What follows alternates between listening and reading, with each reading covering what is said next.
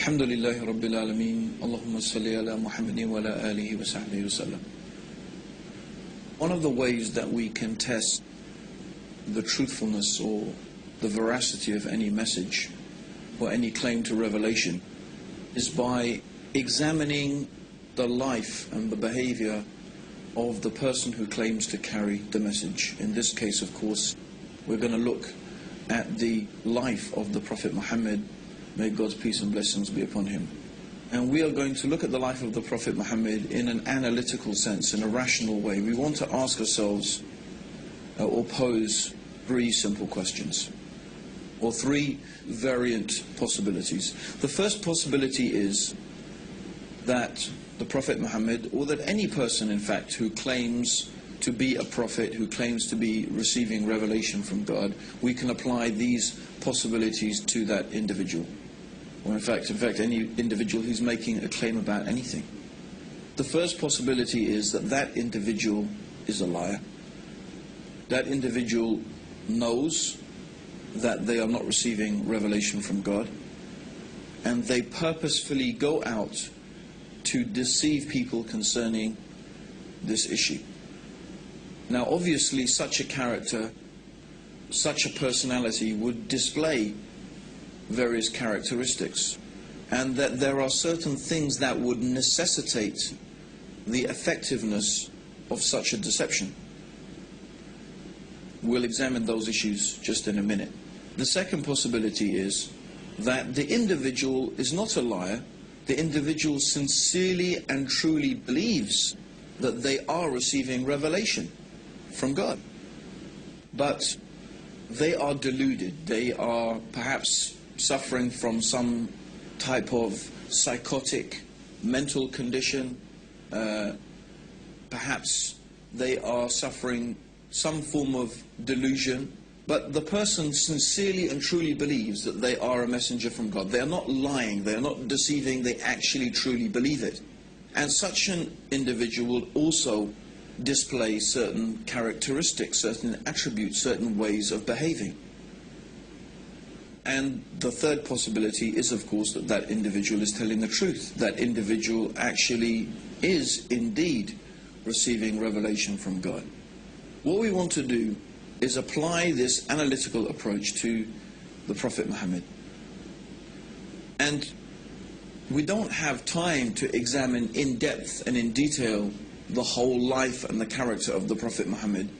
So what we want to do today, very briefly, is begin by discussing what the opponents of Islam have said in their arguments about the Prophet Muhammad. Now, being opponents of Islam, of course, they are not prepared to accept the third alternative, that Muhammad, may God's peace and blessings be upon him, was a prophet.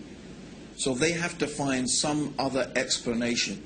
They have to come to some other conclusion as to why Islam is the way it is. How did the information in the Quran come to be the way it is? How do we explain the behavior and the life and the teachings of Prophet Muhammad and the whole of Islam? Since they can't accept that he is a prophet of God, they must find an alternative explanation.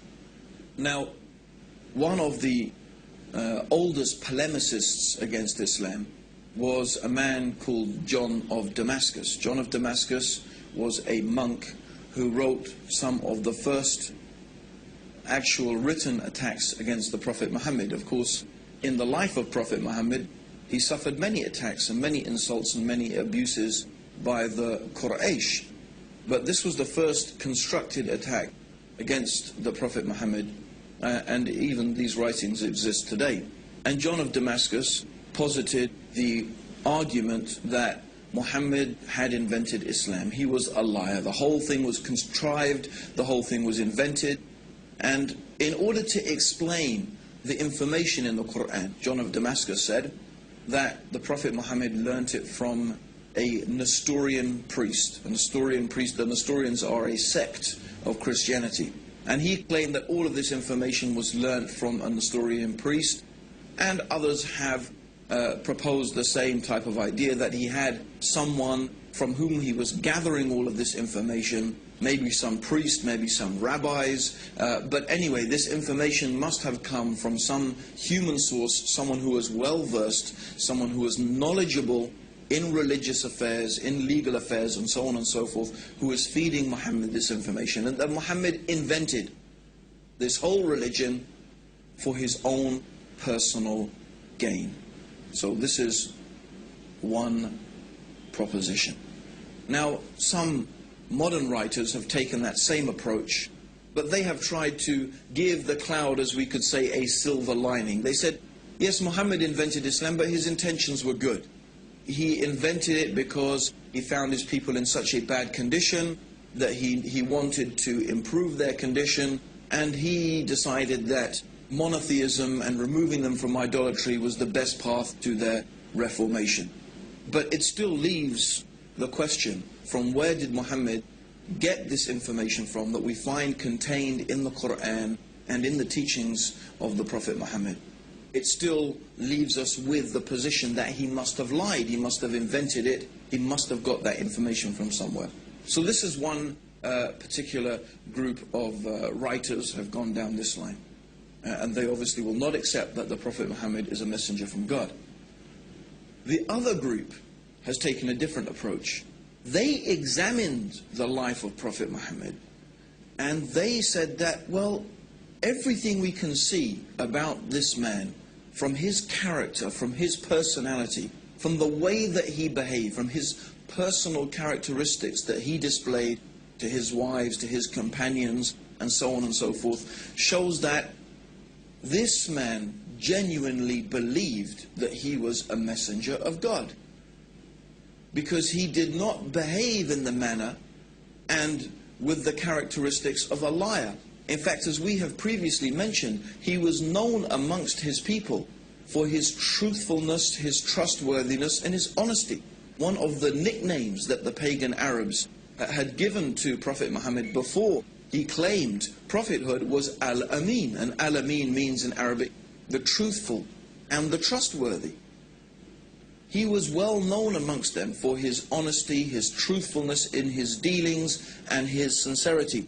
And these characteristics the Prophet Muhammad continued to display throughout all of his life. And so they said, well, the Prophet Muhammad manifested this apparent and obvious sincerity and truthfulness. We don't find duplicity in his character. We don't find deceitfulness in his character. So they said, no, we cannot accept that the Prophet Muhammad was a liar. Therefore, we believe that he was deluded. He was suffering from some psychotic condition, some form of epilepsy, some neurosis that made him believe that he was a prophet, but he was a very sincere individual, although concerning the issue of being a prophet of God, of course, we don't accept that. This is what they claim. Therefore, they explain the life of Prophet Muhammad, and they explain him by saying that he was suffering some type of delusion. Now, what is interesting is when we bring both of these two ways of describing or explanation for the life of Prophet Muhammad together, when we bring them together, we are left with a problem. And the problem is this, is these two different ways of examining the life of Prophet Muhammad actually contradict each other. The first one says that we need to explain the information in the Quran. We need to explain its deep knowledge of theology, of philosophy, of law, of religion, of history, of science, and all of these things are manifest and clear in the Quran. Where did this knowledge and information come from? These people say, well, the Prophet Muhammad must have learnt it from someone. But the other is that the Prophet Muhammad was honest and truthful and trustworthy. So on one hand, we need, or the people who are trying to attack the Prophet Muhammad and say that he's not a prophet, they need on one hand to say he was a liar, and they need to say that to explain the information in the Quran. On the other hand, they need to say that he was deluded, because that's the only way that they can explain his truthfulness and his sincerity. But of course, somebody can't be a liar and be deluded both at the same time. You can't be a liar and be deluded both at the same time. You can only have one or the other. But they need both in order to completely and properly explain the life of Prophet Muhammad. Let's further explain that. If you are deluded and you think that you are a messenger of God, when someone asks you a question or when you are confronted with a problem, you don't think, oh, let me run off and ask my source of information, my rabbi or my priest who's teaching me things, because you don't need to, because you think God is going to reveal that to you. So a deluded person does not go off seeking information from someone or somewhere because that person believes that God is going to reveal that information to them. This is how a person who is deluded into thinking they are receiving revelation behaves. So we see the impossibility of having both things at the same time. Of course, a simple way to reconcile these conflicting opinions is that the information in the Quran concerning theology and philosophy and history and science and so on and so forth is there because this knowledge has come from God. And the sincerity and the truthfulness of the Prophet Muhammad is there because he was exactly what he claimed to be, a messenger of God. And in fact, this is the sincere and honest way to reconcile these two things, to come to the rational conclusion that the Prophet Muhammad must be what he claimed to be, a messenger of God. Now, I just want to use 3 incidents from the life of the Prophet Muhammad. There are so many that we could use and so many things that we could illustrate our examples with from the life of Prophet Muhammad. In fact, I do encourage everybody to get hold of a good, authentic life history of the Prophet Muhammad, written by a Muslim, and read it for yourself. And I am sure that if you are sincere and you are honest to yourself, that you will be convinced that this man is a messenger of God. But I want to take only a few examples. The first example I want to take is in the early days of Islam, when the Prophet Muhammad had begun preaching his message, and the pagan Arabs, the leaders of pagan Arabian society, began to realize that the message of Islam was not going to go away. In fact, more and more people were becoming Muslim. And many of them were slaves and women, the most downtrodden and exploited people in society.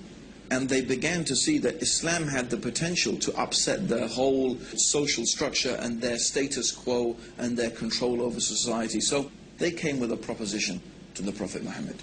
This is the leaders of the pagan Arabs. They said, look, if you want to be our king, if what you desire by calling people to this religion is to be our king, we will make you our king.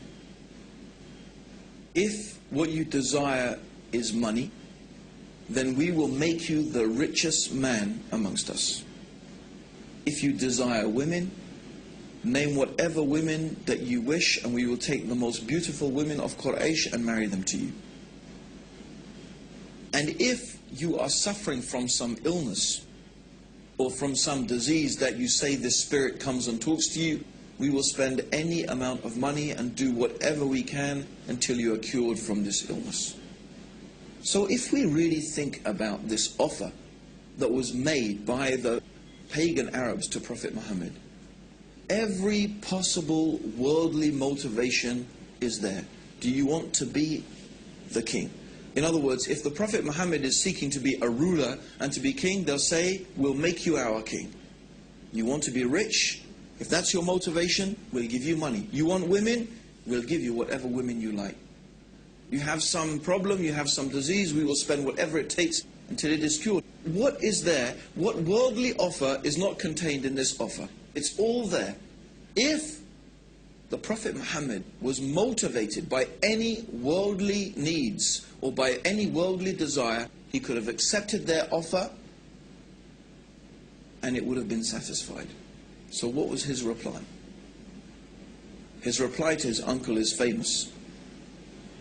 In one of the books of Seerah it is mentioned that, oh my uncle, if you give me the sun in one hand and the moon in the other, I will never leave off calling to this message. Or in another time he said to his uncle, that I cannot abandon calling to this religion and to this message any more than you could take a torch and light it from the sun.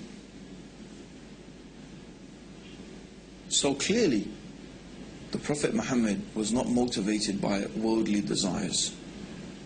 And we have to again pose the question, is this the manner of a liar? Is this the manner of a deluded person? Then another amazing incident that we want to narrate is when the Prophet Muhammad first publicly called people to Islam. A truly remarkable thing happened. He stood on the top of a mount, of a particular hill in Mecca called Mount Safa. And traditionally, this was a place where if Mecca was being attacked, someone would go and stand on the top of this hill and shout a warning to the people that the city was being attacked. So the Prophet Muhammad went to the top of this mountain and started shouting and calling the people. So the people came, and all of the tribes, everybody came, and if the leader of the tribe did not come, they sent a representative. And so when the people were gathered in front of him, the Prophet Muhammad started calling the various tribes of Mecca by name. Oh, tribe of such and such, oh, tribe of this and that, calling the different tribes. And then he said, I have come to warn you of a terrible punishment from your Lord. I have come to warn you of a terrible punishment from your Lord. When one of the uncles of Prophet Muhammad heard this, his name was Abu Lahab, he started insulting the Prophet. He started cursing the Prophet Muhammad. May your face be rubbed in the dust. Is this what you wasted our time for, Muhammad, for this? You wasted our time for this? We could have been earning money in the marketplace and you wasted our time for this? And this is when some verses of the Quran were revealed. These verses of the Quran are very well there. It's one of the short chapters at the end of the Quran. Tabat yada abi lahabin wa tab. But very briefly, that's not the whole chapter, but what the meaning of this chapter is that this small verse of the Quran is saying that you, Abu Lahab, and your wife, you are going to be in the hellfire because of your persistent disbelief. Now, Abu Lahab was a character that whatever the Prophet Muhammad said, this man would contradict it. In fact, when the Prophet Muhammad